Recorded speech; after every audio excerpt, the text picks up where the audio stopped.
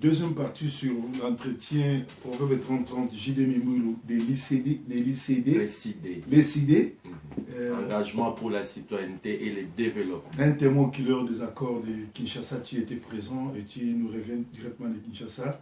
Là, nous sommes sur notre deuxième partie. Les accords ont été signés.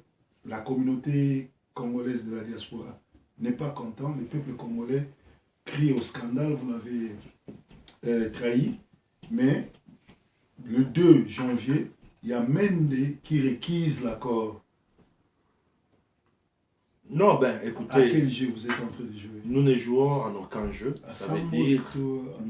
Non, tous vous jouez de mon côté. Je vous dis, beaucoup de gens ont confiance. En dehors de ces accords signés, interdiocésain, na Sanko, il n'y aura pas d'autres formes de négociations autres. Et surtout ça, quelque chose pour nous sauver le Congo. Il y a une signature qui peut récolter qui et pour la biso. Bah mesure que ce soit dans le consensus pour la commission à consensus électoral pour la commission il y a institution et gouvernance pour la commission à décrispation tout dans l'ensemble et là il va mesurer union soto kita qui mingi assez car pour l'Europe ça Congo nzela et tout moi mais bateau yamite mamabe les égocentriques ne tobengaka bato alokoso bato na motema ya bondoki o bazoko linga Congo na biso ekende liboso te baza toujours koya na banzela ya mike baye na maloba na bango koloba boye ya liboso balobi ke mokonzi na bango bazongi sima au moment bazalaki kosigner na salle omonaki munduki kuna omonaki fimbo batata minene ndenge wana boke bosigner bozongi suske yango te mais là on a dit ba boya yango susu mais bazo boya yango parce que papa tant que plan B na bango ezani te plan B na bango ezali lokote bakokenda sikoyo tozala na mboka na biso moko ça veut dire tant to bandi makamwa misala oyo ya 5 moko ali boso ezalaki mbilinga moko ami bale fongami na tongo tozongi na premier midi bloqué na moko la misa kaka bango blocage ezouta na biso te tozali ba oyo toza kondima Congo na biso mais basango ba ko dénoncer ba ko dénoncer bazo bloquer pour ni bozo bondela bango non to bondela bango te déjà soko tangi ba communiquer nyonso basango basalaki bazalaki très explicite na kati ba communiquer pour na kotalisa esika ni blocage ezouta. On reproche le groupe mais il confie déjà na gouvernance cette part ya blocage ya masolo. Tito Komanasu Katozo ba signature ezalaki bango. Nous avons compris leur jeu. Article 5 ezala repris na ba clause ya compromis. Article 5 et permettre bango ba sala référendum. Ouais. Mais nous avons obtenu na kati kuna ke référendum et go salama te la voie de sortie. Nous avons obtenu que troisième mandat et kozala te. Nous avons obtenu que le Conseil national de transition va bien la commission de conseil de suivi et que Kangama Mabongo na B50 Mouta Etienne Tshisekedi Wamuluma. Nous avons obtenu que poste à primature et que Kangama la rassemblement mais bango balinga ito négocier makamna bango salité ya badi banga o ezanga mutu na makolo. Ou bien totika yango ka opposition. Comme ça bisona bango to bato bunda na isu na kati ya makambo wana. Non. Tokendelaki makambo wana te tokendelaki toyeba Congo na biso et kokambama boni après le 19 décembre tellement na place wana pardon na Congo toza na ba armée étrangère ba mercenaires oyo Kabila yemoko tellement za que mercenaires pe génocidé à côté ça sans gouvernement yeba sans parlement yeba bo sala ndenge na bato wana so ba groupe armé wana nyonso tu où ils ont au Congo et là tu tenais ba congolais y armée congolaise mais ba congolais te peu bazo futa bango mbongo ebele koleka ba congolais ba Colombo bon évidemment makambo etali ya mercenaires et tout ça se paye toujours comme ça parce qu'ils viennent pour un service ba sali ba kei ba na ma wana binote je ba lobi boma et lui il s'en fout il est venu pour une mission.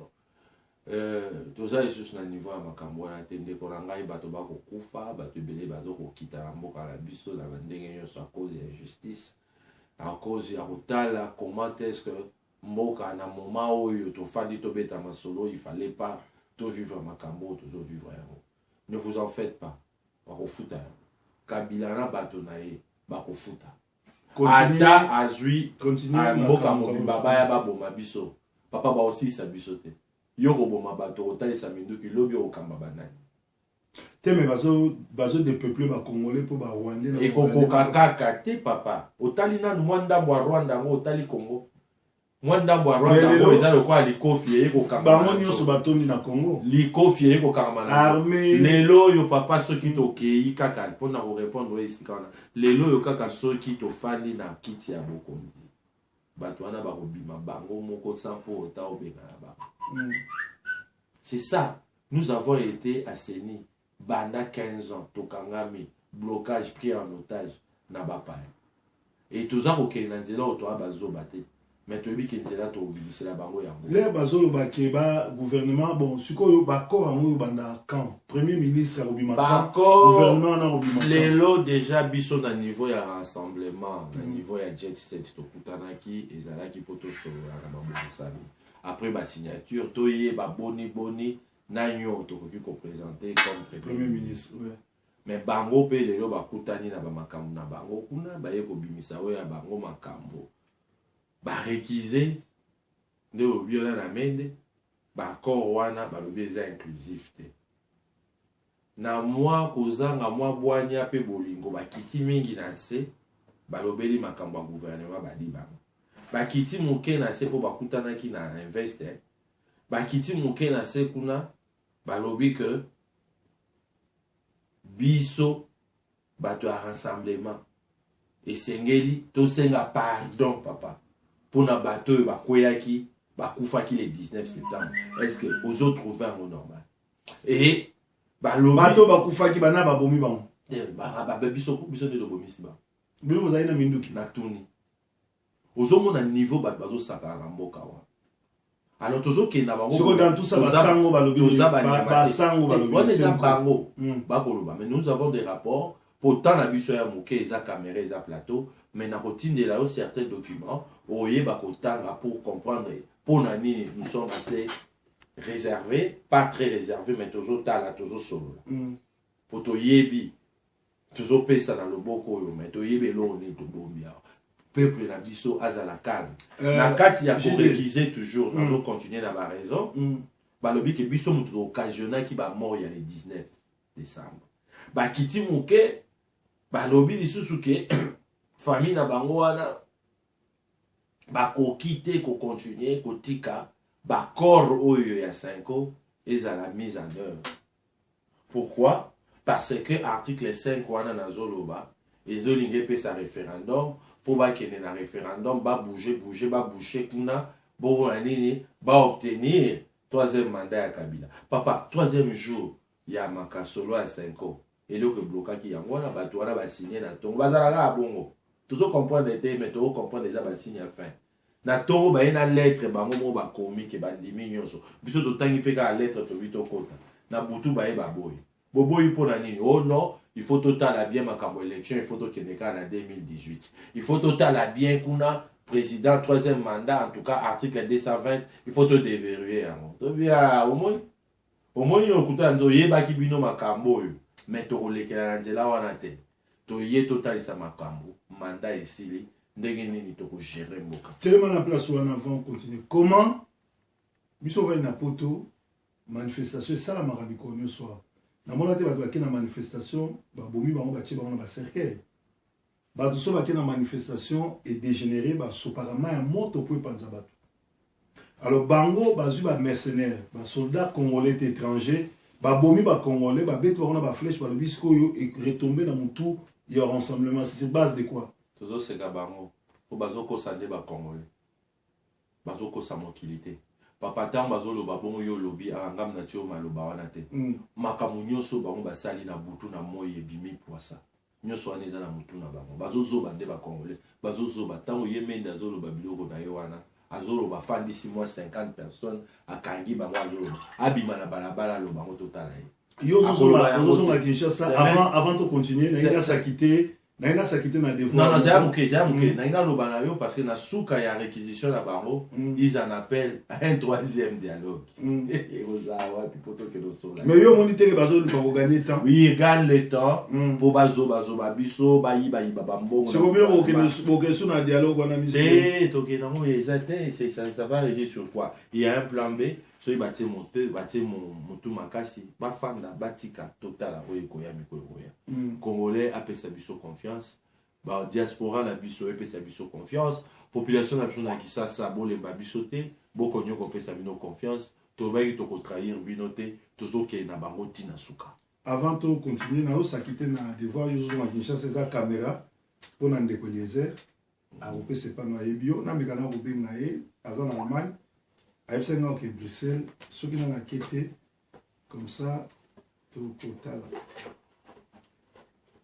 ay mon colonie on dirait ils ont les quartiers ah tu dis que ça assez à comment il déjà de son là gina ye a fsenga au na komi poto azana na zagina Cologne numéro na mozana mikana yete sur les capo fsenga numéro na ye ezo les quartiers Allemagne mais yo za na WhatsApp na ye ngapi na za na WhatsApp na ye na koiko lukango na meka ko benga sur numéro na Kinshasa en attendant yo pesa ba information aux akoloba na luka ko rejoindre parce que hier a kokuta na yo na Kinshasa ko pesa ba caméra mususu ya bato église nanga na ko pesa sauter plus yo mto non de colézer nazui caméra Fuji film white c'est ça pembe fine pix S4300 ndengo yebi au monde na maboko nanga donc pour comprendre c'est comme lieu déjà nous avons abattu la semaine prochaine tant on a qui ça so ina okoma avant yo quoi robenganga ou bien robenga yo pour caméra alors pour la battre le poto na ngai na tanga moi synthèse ya oyo bango balobi na tina ya ko réquiser au biotokani voici la synthèse de revendication de la majorité présidentielle. Pour la majorité présidentielle, l'accord de la 5 ans n'est pas inclusif. 2. Les rassemblements doivent demander pardon pour toutes les morts occasionnées lors de ces différentes manifestations. 3. Enfin, pour les camps présidentiels, le fait que l'option du référendum...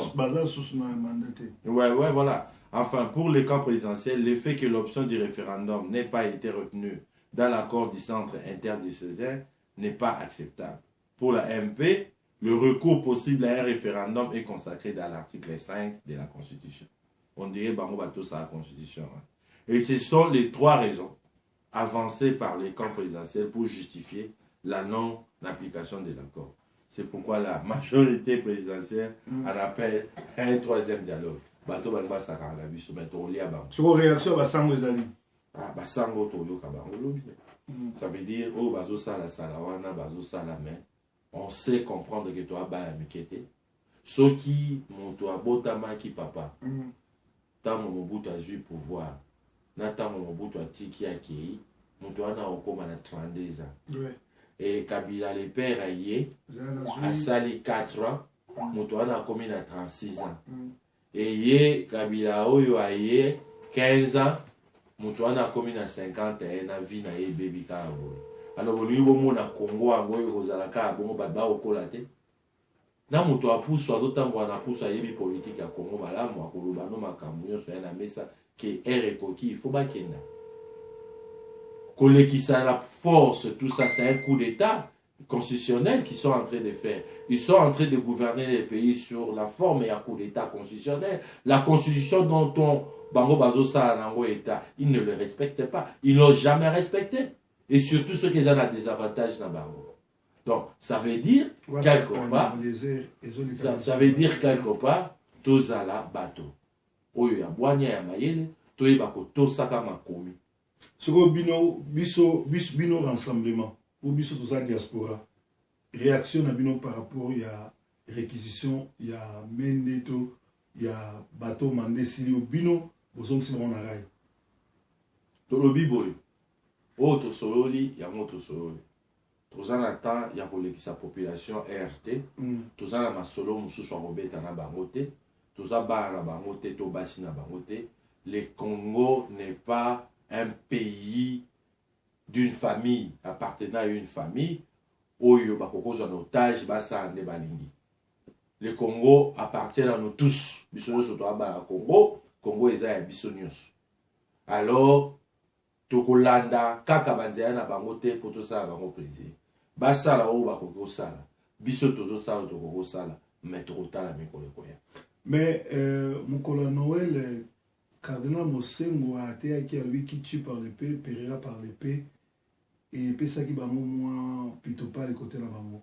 Est-ce que ezalaki révélation ya Monseigneur Mosengo ndenge ni ba osala na Kabila to ezalaki ko bangisa eka? Nazo féliciter mingi par ya omoni tozali koloba ke non c'est Monseigneur Mosengo azalaki na kati ya panel oyo ya bastango ba diriger biso mais ba blocage oyo ekela biso milai boete mais tosilisaki yango ezosala ke kozala na ye kokumba makambo na bwanya na vérité na nzela ya bosolo ezosala neti azalaka la parti pris na opposition tala ntina baponi baeveke oyo bakende ye aza likolo na bango mais l'église eza na nzela mosusu te il faut ateya bato vérité. Il a dit simplement la vérité.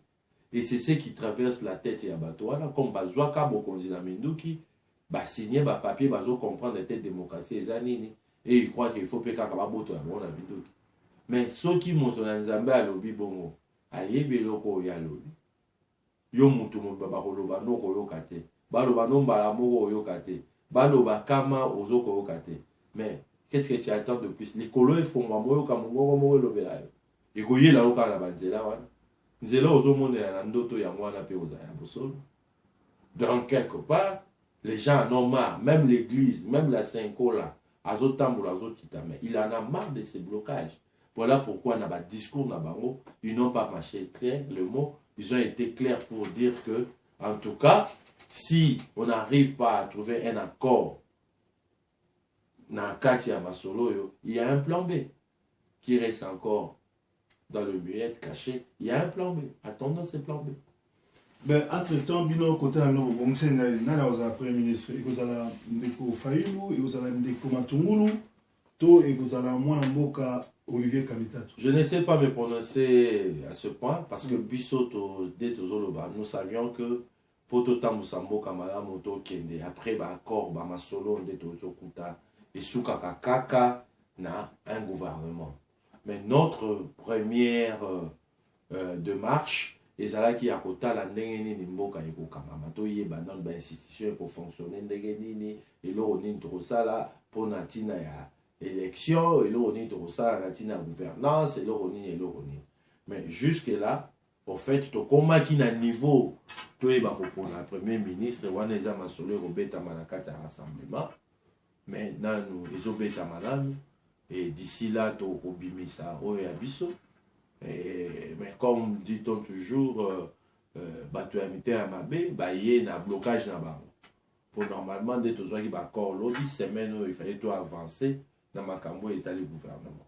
Il y a un choix qui est fait, il y a une liste qui a été dressée dans les sondages, citant ces hommes que les hommes politiques et biocomiques ont cités, mais la décision ne sortira que de cette assemblée après qu'ils aient vu qui est envoyé comme premier ministre dans le gouvernement. Bozo contourner nini ruse il y a Kabila na batnene parce que nos réquisitions il y a nani il y a Mende et Zali Karabani va gagner plus de temps. Au monité qui bazo prendre biso en patience parce que toujours qu'il y a des reportages à reportage et puis bango bazo gagner temps. Non, il y a un temps pour tout, hein, proverbe, il y a un temps pour tout. Je crois que ce n'est pas nous qui perdons le temps. Qui ne croit pas que c'est nous qui perdons le temps. Nous sommes dans le temps et nous sommes assez intelligents et sages. Il y a au la gata masolo. Les abangonde bao sakana temps. Alors tant au bango bazo sakana, bao kokasu ko rattraper à côté. Il devait aller vite. Tout si ça makambo, poto bano tambu samboka. Mais ils viennent na biloko ya mike où ils ont salaki ils ont lakisaki bateau bana bolima mboka te. Pour population ça comprena bakambo ils ont uta wapi nani nde azala moto nango. Alors ils vont arriver à un point bakwasu osa marche arrière te. Les esiko to kono. To sala lisusu marche arrière te. ndenge tosi tokei on va plus rentrer. Alors ndenge wana kaka nde tozocontourne bamalveillance na bango tokozonga lisusu te ndenge tosi tokei. Nous devons tout à notre population. Bango bamoni te ke comprendre bino, ba comprendre le Congo, batie ba soldat babimisi ba soldat nyonso avant na question oyo retrait ya ba soldat angolais na Congo. Et c'est quelque chose pour signer accord na bango donc rassemblement signé accord na Angola ou Eza Moïse Katumbi Moutou a signé accord. Rassemblement jusque là a vu un accord mon côté pour aller pour gérer Mboka. To outi et loko yobiso to zwa ki mandat to kota ki po na masolo na 5 ans. To bimi yango il fallait to continuer to yeba composition gouvernementale. To juina nous gestion ata ya été ni ya 1 mètre carré à Mboka te pour te décider et ça la boye ça. Oh nyoso do ça na Mboka wana. D'une manière ou d'une autre, n'engage que ceux-là qui sont dans la gouvernance. On n'en sait rien. Bande Kobalandi, entretien Oyo, Bogoyambango, Lelo, Loko, la breaking news, parce qu'ils ont actualité Oyo, ils ont les Kasiko na Congo, Bako, ils ont signé le 31, Lelo, le 2, Basali, réquisition, Bissosiko, breaking news, il y a les 3, Lelo, on est toujours lancé, Yango, Loko, la réaction, première partie, Bolanda, qui est le 2 janvier, deuxième partie, de Bolanda, le 3, à 2 h du matin déjà, comme breaking news. Na yebite ndeko so kozanga ba message mususu liboso ba ndeko bazo landa biso kopesa biso ba calendrier na bino ndenge ni bozo se prendre soki bato bani ba aider bino basala ndenge nini pe programme ya rassemblement par rapport ya réquisition oyo menda uti ko sala lobby. En tout cas bandeko bakolanda biso o bazwami na Angleterre bazwami na poto na Amerika na ba continent mosusu bipai na bipai bozwami merci mingi biso tozali wana pona kobundela mboka na biso Congo na tina ke ekende bitene te bapaya basaka nango te bazo ba biso te talatina toza na kati ya mboka koluka kotelemela oyo nyonso tu na musika ou bien na pembeni ikoki koya pona konuire na kati ya vie to na kati ya population na biso. Alors ngai nazali moko ya baza kokamba na kati ya bureau national ya SID ya engagement pour la citoyenneté et développement oyo ekambami bongo na le président Martin Fayulu que je salue de loin et tozali bongo na kati ya rassemblement biso nyonso na ba UDPS na kotala kobunda toza kosenga bino mingi te na esika obozali ba programme na biso ezali ke ndenge tokoti na kati ya 5 ans soki makambo yango esimbi te population toko continuer toujours ba activité na biso oyo tozalaka na yango si il faut tobima tosala meeting ou bien tosala marche ou bien quoi bokoyoka bakolanda ngo na calendrier na biso na sima mikolo koya na kopesa mbote na libota nyonso tu ya bana Congo tolemba te bitumba na biso ezali ko continuer ingeta. Bonne année 2017. Merci.